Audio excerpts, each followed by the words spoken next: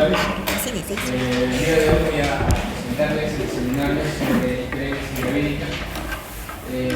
Bueno, el tutor es el doctor Jaime Rodríguez Benavente y empezando con las generalidades. Las náuseas y los vómitos son síntomas frecuentes y estos se dan principalmente durante las primeras 12 semanas del embarazo.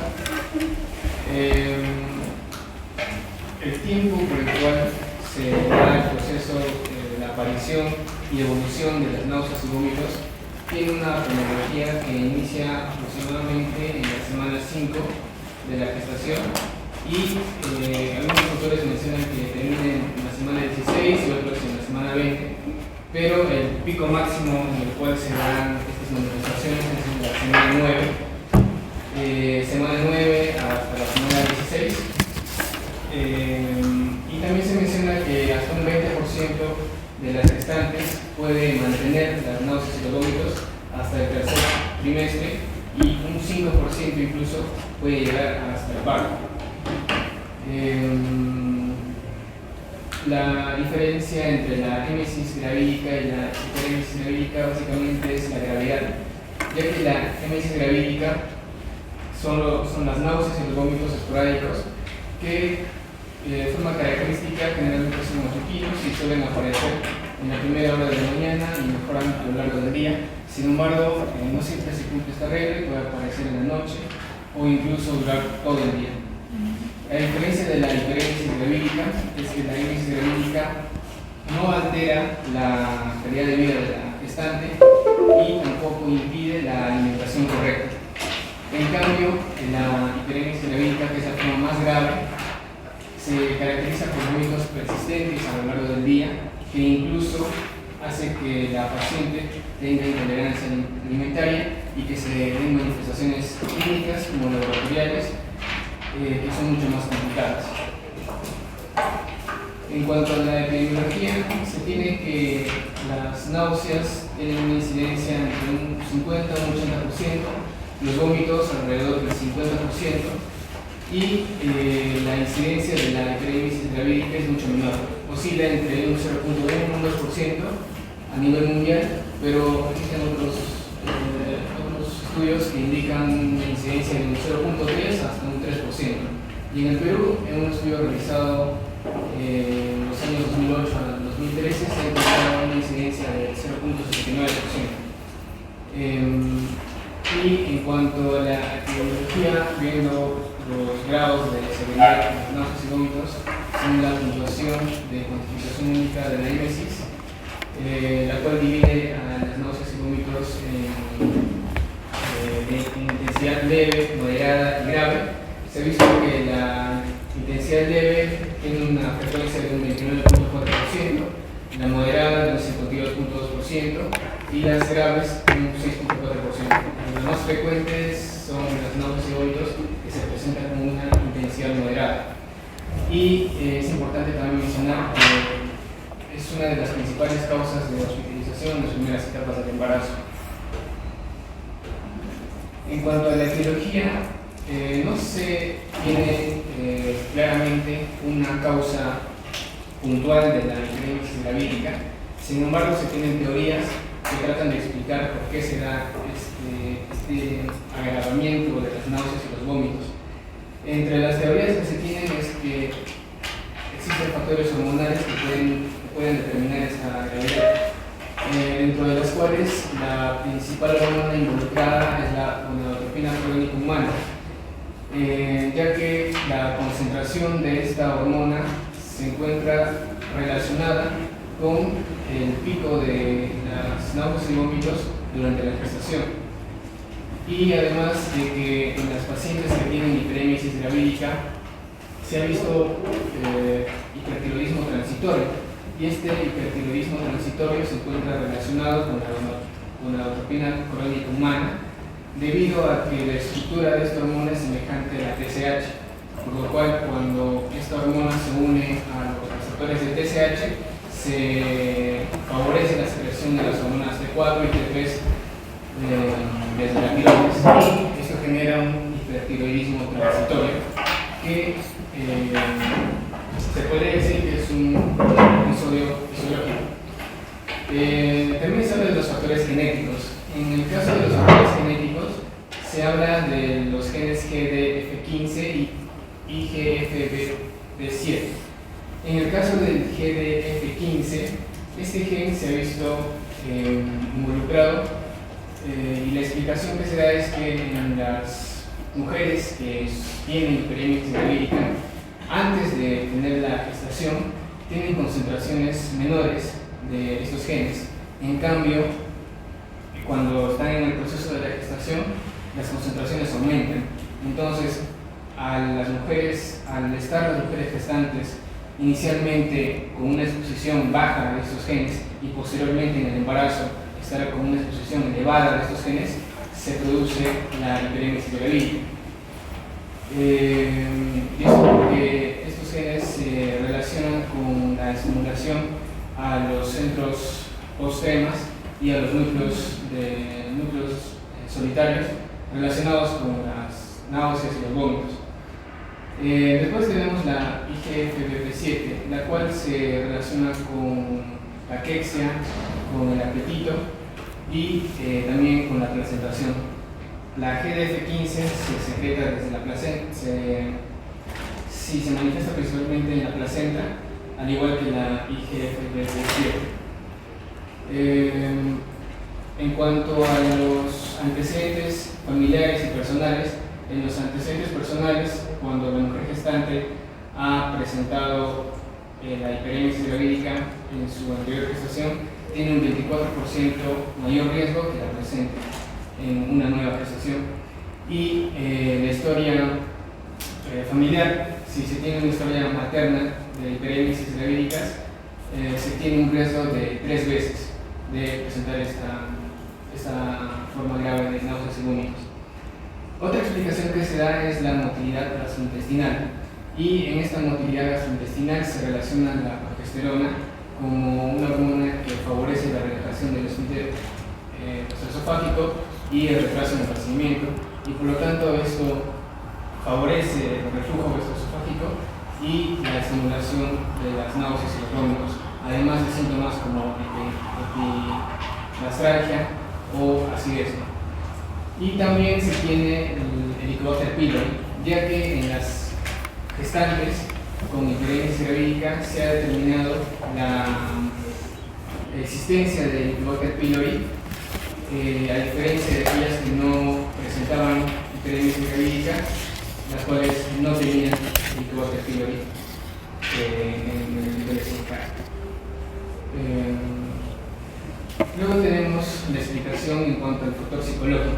Sin embargo, en este punto se considera que son más una consecuencia, los problemas psicológicos, una consecuencia del cuadro clínico que produce la hiperémesis gravídica, ya que se ha visto que las mujeres gestantes, en la mayoría de las mujeres gestantes, no tenían diagnósticos psicológicos previos.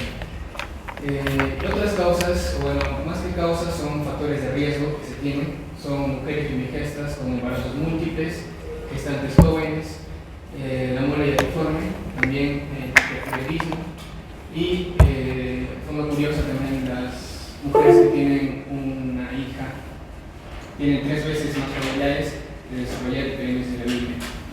En cuanto a embarazos múltiples y muela diatiforme, se relaciona con las concentraciones de la beta-HCG, que como lo había mencionado también tiene sus picos con relación a las manifestaciones de las náuseas y vómitos. Bueno, en la fisiopatología de la hiperémesis gravídica, principalmente se tienen problemas relacionados con el equilibrio hidroelectrolítico, la inanición y el bajo aporte de nutrición fetal.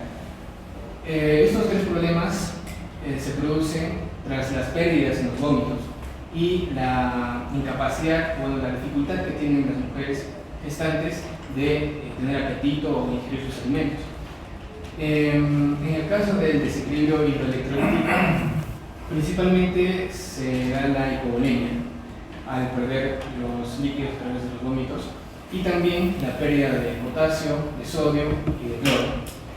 En el caso de la hipovolemia, al perderse los líquidos, entonces se da una hemoconcentración y eso se manifiesta con un aumento del hematocrit. Posteriormente se da oliguria, estreñimiento y falla renal. Además, al estar presente la hipovolemia, se dan cambios en el funcionamiento cardiovascular. Se aumenta la frecuencia cardíaca, existe hipotensión y colapso vascular. En el caso de los electrolitos, como se pierde el potasio, como se pierde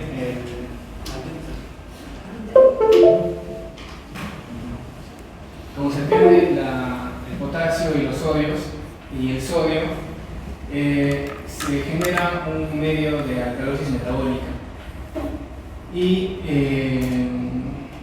el intento del cuerpo de mantener la volemia, al mantener las concentraciones de sodio y agua, se elimina más potasio y el potasio, bueno, se depleta y empeora la hipopotasemia. Posteriormente, con respecto a la inanición, al no haber un consumo de carbohidratos, el cuerpo lo que hace es usar la energía de los lípidos y como parte de los desechos, al tener la utilización de los lípidos, es la formación de los cuerpos cetónicos y por lo tanto se da de forma secundaria acidosis por oxidasis y además, como no se da una ingesta adecuada de proteínas y de requerimientos nutricionales, existe una emaciación y en esta emaciación se involucran problemas relacionados con las vitaminas, la tiamina, la piridoxina, la vitamina C y principalmente la tiamina, que se asocia con problemas relacionados a la polineuritis o la encefalopatía de Wernicke. La falla hepática ya sería un compromiso mucho más grave al existir hipovolemia, al existir un ambiente de acidosis por los cuerpos cetónicos, que incluso en los formas más graves se puede dar colestasis intrahepática y esto a su vez produce ictericia. Y al final todos estos problemas en la madre terminarían en la muerte. Y por otro lado, en las consecuencias que producen en el feto, se da el bajo aporte de nutrición fetal, por lo cual se da desnutrición, baja reserva fetal y la peor complicación sería la muerte fetal. Bueno, acá tenemos, con respecto ya al cuadro clínico, como lo había mencionado, el proceso o la evolución de las náuseas y vómitos surge a partir de la quinta semana. Otros mencionan que aparece entre la semana 4. Disculpa que te interrumpa, hay que regresar a la anterior. Esta diapositiva es muy importante porque sucede que si me preguntaran en los últimos 10 años cuántas bajas maternas han habido por una hiperemesia gravídica refractaria al tratamiento, no ha habido ninguna en los últimos 10 años. ¿Por qué? Porque ahora todo el mundo usa la nutrición parenteral. Me acuerdo cuando se empezó, se tenía que meter el tubito por el cuello para alimentarla por ahí. No se podía alimentar por vía periférica porque eran muy limitantes. Después se dio la famosa USNA, Unidad de Nutrición Parenteral, en que hace sus preparados, sus bolsas lechosas, y ahí entra todos los alimentos habidos y por haber. Por lo tanto, no existía muerte materna desde que apareció eso. Antes hemos tenido un promedio, terapia hace más de 15 a 20 años, habrán habido unas 5 muertes maternas que yo recuerdo, que sí hacían todo este proceso. Por más que le ponían electrosas, le ponían vitaminas protectorosas, qué sé yo, siempre terminaban con falla hepática o con polineuritis, una encefalopatía y morían las mujeres. Y la última que yo recuerdo, hasta se pensó que el aborto terapéutico funcionaba en esta etapa, porque decían, oye, no funciona nada, se ha dado A, B, C, D, y cuando vayas a hablar de tratamiento van a ver que es una multivariedad de medicamentos que se pueden dar en la hiperemesia gravídica. Entonces, para ese tiempo pues, no teníamos esa variedad. Entonces, ¿qué sucedía? La paciente seguía con hiperemesia refractaria hasta descompensarse y muerte materna. ¿Por qué se pensó que podía entrar en los últimos 15 años como diagnóstico de aborto terapéutico. Porque hubo 2 casos que yo recuerde que no mejoraban nada. Entonces alguien propuso, está con amenaza de aborto. Ah, ya, perfecto, nadie se hace nada.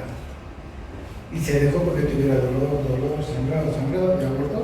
Y espectacularmente al día siguiente fue una recuperación abismal. Y la otra paciente que yo recuerdo, sí, un colega dijo, no, esta mujer se muere si es que no aborta. En su vuelo recuerdo que le hizo un degrado, empezó con la disimulación de sangrado, hizo una limpieza, un buen ataque y al día siguiente como ella no era. Entonces, hasta el día de hoy nadie sabe con precisión por qué llevaba a la muerte materna, por qué ese desencadenamiento y ni siquiera ningún tratamiento podía recuperar a la mujer. Por eso este cuadrito es muy bonito para explicar lo que ocurría antiguamente. El bajo aporte nutricional fetal sí ocurre hasta la fecha cuando hay mujeres que, en el porcentaje que lo ha dicho, continúan con las nuevas y vómitos hasta las 25, 26, 30, 34 semanas y siguen. Entonces generalmente terminan con bajo aporte nutricional. Difícil muerte fetal ya en esta época. Solamente quería aclarar este cuadrito que estaba bien. ¿Sí o no?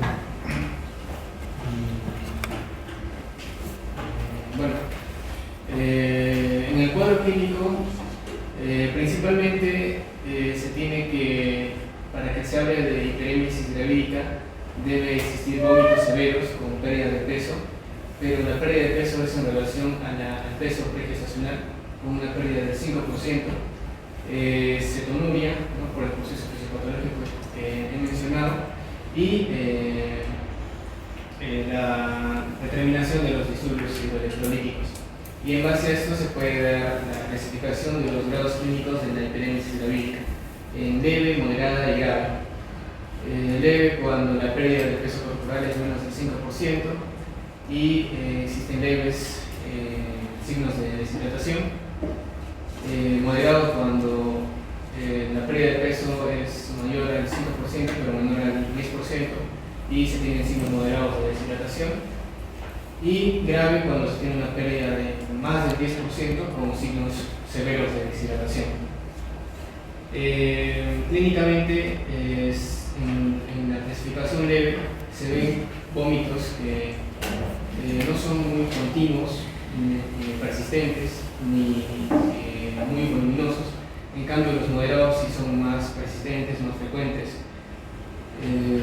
Y en la forma más grave ya se llega a la confusión mental, ansiedad, cetoacidosis, neuritis periférica, oliguria y icterismo por la colestesis interhepática. El diagnóstico de la hiperémesis gravídica es un diagnóstico por exclusión y por lo cual se tienen que descartar múltiples posibles causas de la hiperémesis. Y una vez que se descartan las causas, entonces se utiliza la escala de cuantificación única de émesis y náuseas. Y esta la clasifica en tres intensidades, ¿no? Tomando en cuenta las siguientes preguntas que están relacionadas a las características de las náuseas y vómitos en un día. Por ejemplo, ¿durante cuánto tiempo se siente nauseosa? ¿Cuántas veces ha vomitado y cuántas veces ha tenido arcadas pero que no han llegado a los vómitos? Y en base a esta tabla se da una puntuación de leve, moderada y grave o severa. Leve cuando es menos de 6 puntos o menos, moderada si está entre 7 y 8 puntos y grave si es más de o igual a 13 puntos. Entre las causas tenemos múltiples causas, pueden ser gastrointestinales, genitourinarias, endocrinológicas, neurológicas, farmacológicas e incluso psicológicas. Y en esta evaluación inicial se tiene un primer escalón diagnóstico. Para descartar las causas se hace una exploración física adecuada y en esta exploración física es importante determinar el grado de deshidratación que llegue a tener la paciente, la intolerancia a sólidos, y en este caso la intolerancia a sólidos se puede determinar con la concentración de glucosa arterial, ya que se tendría valores de alarma cuando las concentraciones de glucosa son menos de 90 miligramos por decilitro.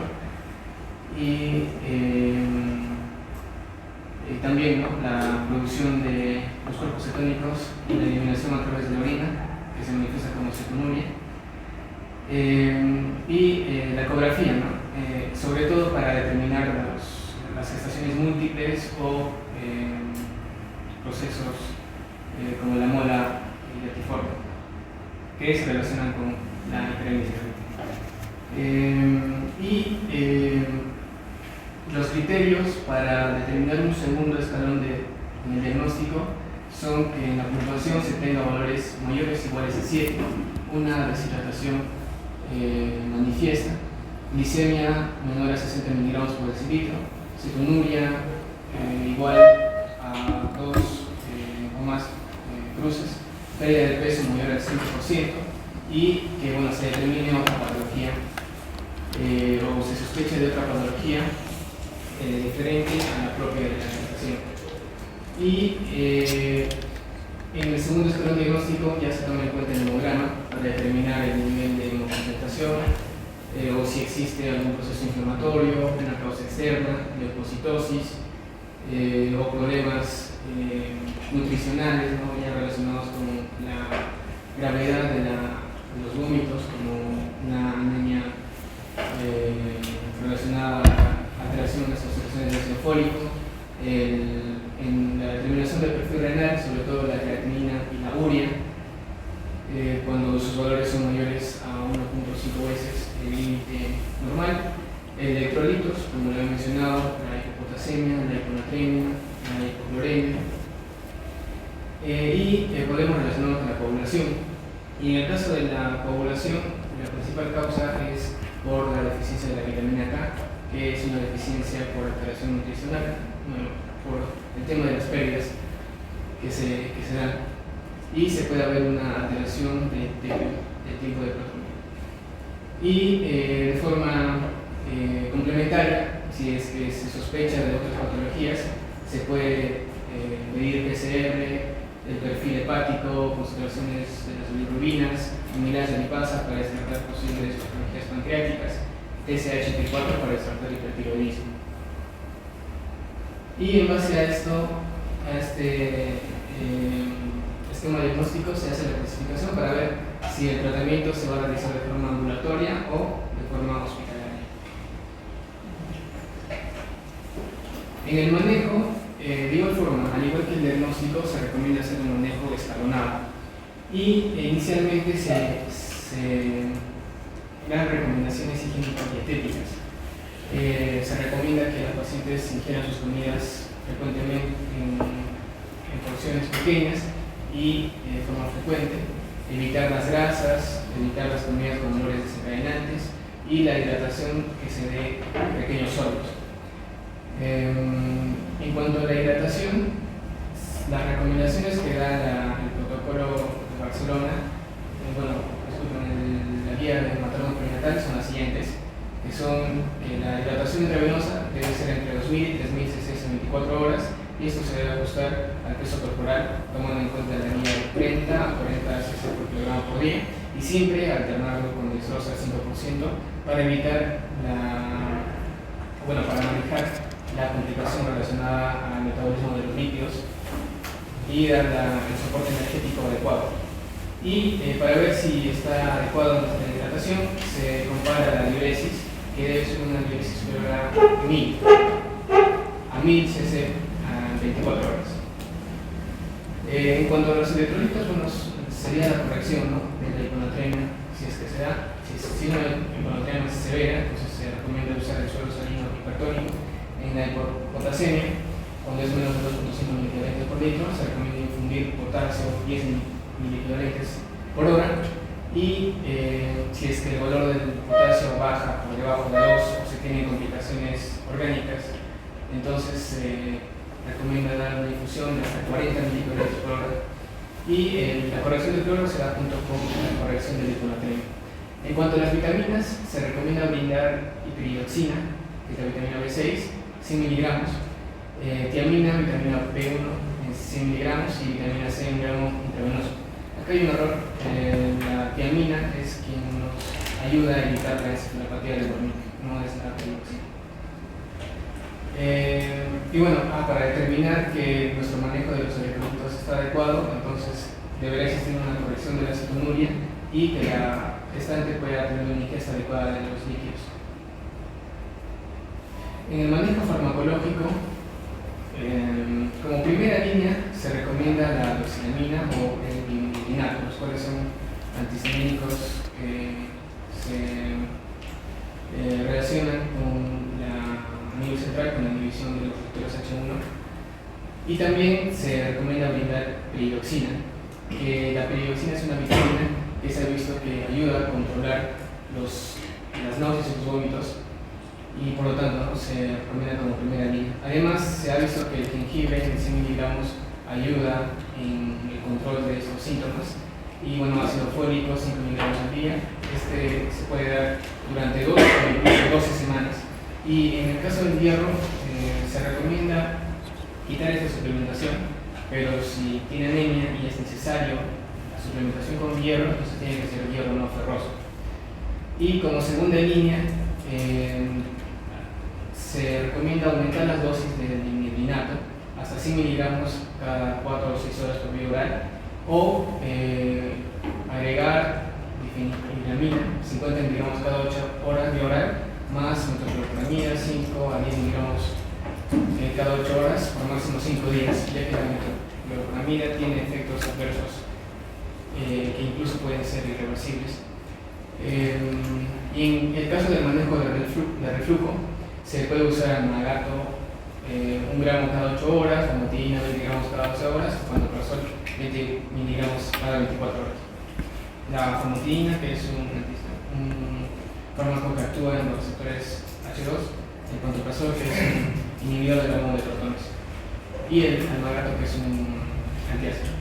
Y en los casos en los cuales la paciente no responda a estas líneas de manejo, la última opción es la utilización de los esteroides, y dentro de los esteroides se usa el metilprednisolona con una dosis de 16 miligramos cada 8 horas durante 3 días, y el descenso de esta medicación se debe hacer paulatinamente con prednisona, inicialmente con 40 miligramos, luego 20, luego 10, y se detiene la medicación con esteroides.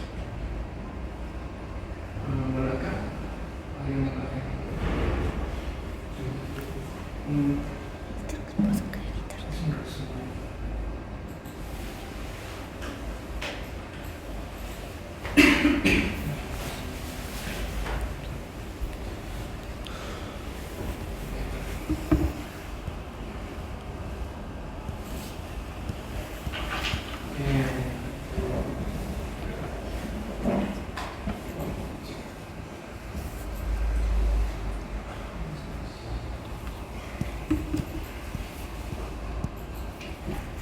Bueno, en cuanto al inicio de la vía oral, esta debe ser de forma gradual, siempre y cuando se vea mejoramiento en cuanto a la clínica y los análisis laboratoriales, con al menos 24 horas de este mejoramiento. Y en la dieta se recomienda iniciar alimentos espesos, en pequeñas cantidades, que sean alimentos fríos, sin olores fuertes y con presencia agradable. Y tomar en cuenta los signos de alarma, que son la intolerancia oral, signos de deshidratación, pérdida de peso progresivo, sangrado por vía vaginal o compromiso hepático renal. El pronóstico es favorable si la intervención es oportuna. Como lo he mencionado, el riesgo de que se dé a través de la epidemia vírica es del 24%, y en estos casos se recomienda dar medidas preventivas, y se ha visto que los complejos multivitamínicos preconcepcionales ayudan, al menos cuando se administran unos 3 meses antes de la concepción. En las complicaciones que se pueden dar dependen del grado de la hiperemia vírica. Tenemos la insuficiencia renal aguda, que se relaciona con la deshidratación, las alteraciones de Neville Weiss, que se relacionan con las arcadas y los vómitos, con el grado, con el nivel de arcadas que se producen, la encefalopatía de Wernicke por la deficiencia de la vitamina B1, las coagulopatías, ¿no? Por el tema de la vitamina K, que también puede darse a nivel fetal, hemorragia intracraneal fetal y embriopatía por déficit de vitamina K. Y otras que se pueden dar son ablución esplénica, rotura esofágica, bajo peso al nacer y parto prematuro. Bueno, acá estaban las referencias bibliográficas y bueno, eso sería todo.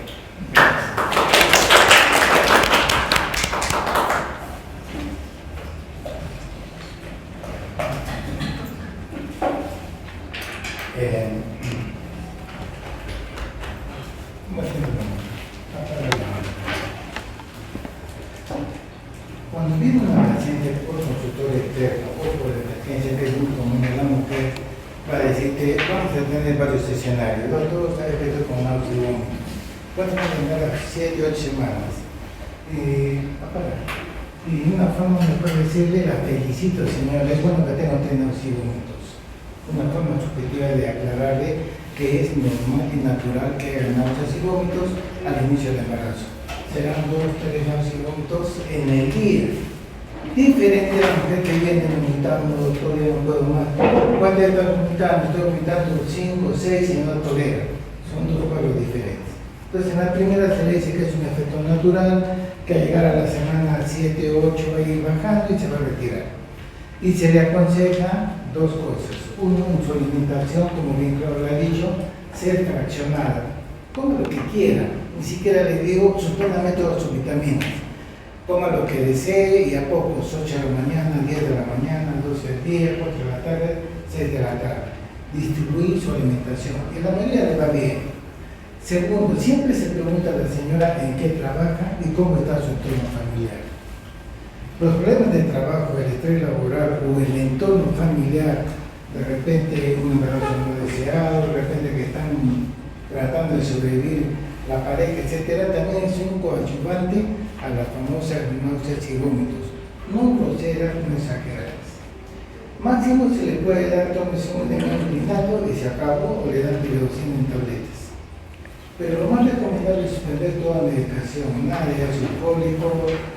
Ahora se ha vuelto moda, mis colegas les dan multivitaminas desde el arranque del embarazo, que Gestalin, madre, qué sé yo. Entonces, si ustedes ven la composición de la madre Gestalin, es una polifarmacia de vitaminas, hay que suspender, recurso gástrico. ¿Qué pasa con la señora que está con náuseas y vómitos, presión más de 4 o 5 veces al día? Tengo dos opciones. Viene la paciente que es con condiciones para hospitalizar o es paciente con manejo ambulatorio. Manejo ambulatorio, le pido rápido inmediatamente un simple examen de orina, un sedimento urinario, y si sale cetonuria positiva, es un parámetro ya que tengo para hospitalizar, y al toque pido electrolitos. Si veo que hay descompensación, la ingreso para responder eso hasta que se libere el problema renal. Una vez que se liberó, estando hospitalizada, nada vía oral, por lo menos un día, 2 días. Y después se van reponiendo a poquitos, dieta líquida fraccionada, dieta blanda fraccionada y después la dieta blanda. Tolero alta. En la dextrosa, cuando estén haciendo sus serums, por lo menos van a tener su dextrosa al 5%. Siempre preguntarle a la señora, ¿miccionó? Porque si no micciona, y generalmente en las hiperimesis no micciona, no pueden colocar potasio. ¿Se dan cuenta? Entonces, si le coloco su dextrosa, mi persona. ¿Le puedo colocar dimetilinato en mi cuota? Sí, le pongo su ampolla de dimetilinato. ¿Le puedo colocar la metilina? ¿Por qué? Bioral, metilina bioral. Está radicado, o sea, es teratogénico para el embarazo, pero la mantiene al cielo retirada, sobre todo la ampolla. ¿Cuándo le agregaría omeprazol? Siempre y cuando tenga un cuadro que me diga, doctora, a mí me están tratando de gastritis, se me sumó algo. Entonces le puedo agregar, nuevamente repito, mi dimetilinato, mi omeprazol y las ampollas de piridoxina. Una ampolla de piridoxina es de 300 miligramos.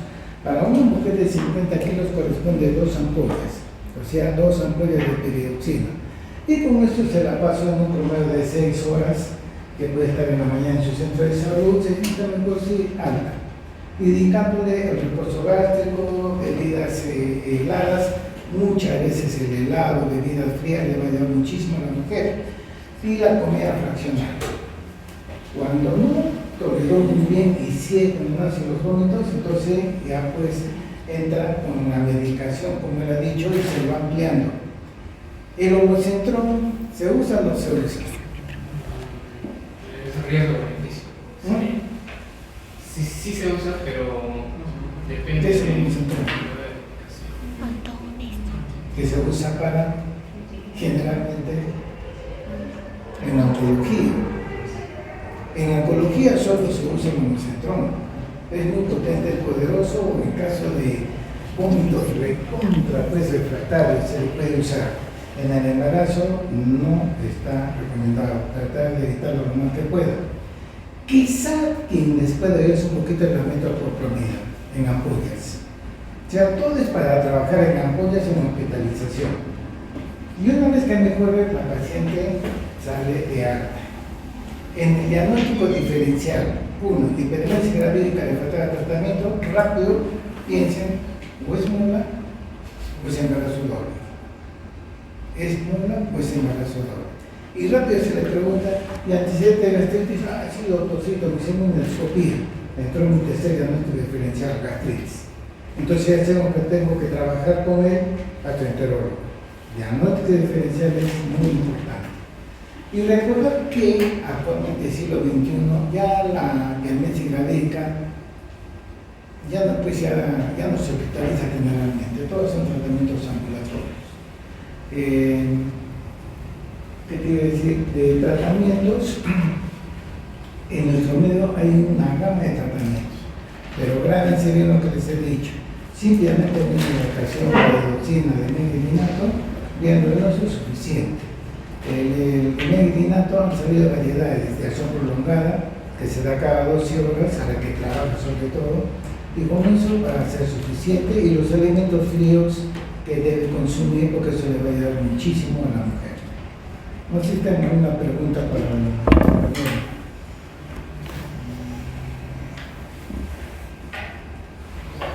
Muy bien. Es el que ha sacado el formulario de Duquet. Casi nadie lo usa. Muy pocos son los que se ponen ahí a marcar, qué sé yo. Porque emergencia es emergencia. Lo único que tendría es escuchar a la paciente. Escucho. Y 30 segundos, un minuto, y después amplío, me amanezas y completo ya para el manejo de la paciente. ¿Qué vas a preguntar? El doctor lo consulta. Se mencionó en la exposición la metilprednisolona. ¿Eso realmente sí se utiliza en la realidad? Porque no es teratogénico o algo. O sea, la metilprednisolona está dentro del tratamiento o el manejo de la guía de materno-perinatal y también de la guía de Barcelona. Pero, o sea, sí tiene riesgo de dañar al feto, pero se compara el riesgo y el beneficio. El meglitinato es un antihistamínico, entre comillas. Por lo tanto, debe ser primo lejano de la prednisona, metilprednisolona. Eso produce un poquito de sueño, deprime un poquitito y da un poquito de tranquilidad. Cuando se usa la prednisona en ampolla, ni siquiera en tableta las uso, cuando la tengo una paciente que está refractaria en tratamiento y hospitalizada, no mejoró en el nivel 1, que era de meglitinato piroxina. Caray, le mando metoclopramida en ampollas, caray, no mejoró. Llamo al gastroenterólogo, me dice, colócale un eprazol, qué sé yo. No funcionó, empiezo a usar la prednisona en ampollas. Tiene que ser por dosis cortas, muy cortas. Recuerden que la prednisona usada en el primer trimestre produce malformaciones del labio leporino, del tubo esofágico. Por eso tienen que tener mucha cautela. En embarazo, muchos medicamentos, por no decir la mayoría de medicamentos, para usarlos por tiempo breve, 2-3 días y se acabó. Es como decir, salgo a la calle, me caen un par de gotas, feliz llevo a mi casa. Pero si me doy un aguacero, me resfrío, se me malograban los zapatos, la ropa. Es igualito con el embarazo. Solamente se da en el momento preciso y me retiro. ¿De acuerdo? Muy bien, pues, descansar, están cansados.